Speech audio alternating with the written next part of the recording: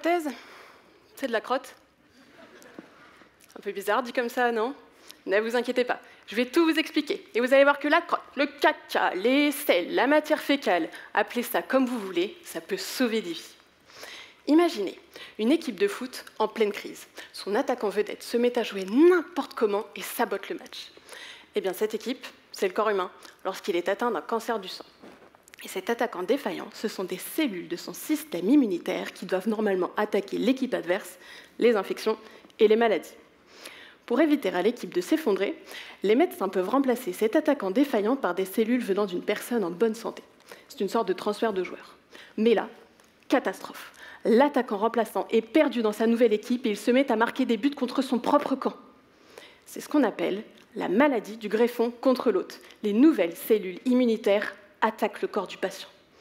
Mais alors, comment faire pour calmer au plus vite cet attaquant remplaçant perdu dans sa nouvelle équipe? C'est là que j'interviens.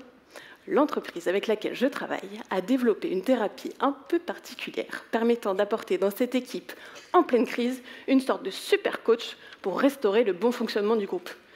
Et ce super coach, c'est du caca. Enfin, pas tout à fait. Ce qui nous intéresse pour le traitement, ce sont les bonnes bactéries qu'il contient. Elles vont permettre de rétablir l'équilibre du microbiote intestinal des patients, c'est-à-dire l'ensemble des micro-organismes qui vivent dans les intestins et qui est souvent très perturbé chez les personnes malades.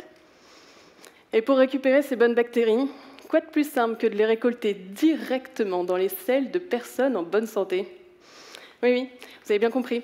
Le traitement sur lequel je travaille au quotidien est fabriqué à partir de matière fécale. Et tenez-vous bien, il est actuellement testé en essai clinique chez des patients et il a déjà permis de sauver des dizaines de vies.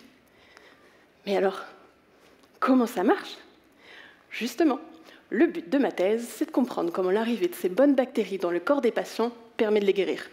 Pour ça, c'est un peu comme si j'organisais des matchs de foot au laboratoire et que je zoomais sur l'action du super coach, les bonnes bactéries, pour comprendre comment elles arrivent à raisonner l'attaquant remplaçant. Par exemple, ce que j'ai pu observer, c'est que les bonnes bactéries, quand elles arrivent dans le corps du patient, elles ne s'adressent pas directement à ce système immunitaire remplaçant. Elles passent par l'intermédiaire du capitaine de l'équipe, appelé lymphocyte T régulateur, pour qu'il explique à son coéquipier qu'il fait erreur et qu'il doit arrêter de marquer des buts contre son camp. La suite de ma thèse consiste donc à étudier précisément les dialogues entre les bonnes bactéries, le capitaine lymphocyte T régulateur et le système immunitaire remplaçant. Et l'ensemble de mes travaux permettra de mieux comprendre le fonctionnement du traitement et donc d'améliorer la prise en charge des patients. Vous voyez, je vous l'avais dit, ma thèse, c'est de la crotte, mais ça sauve des vies. Merci.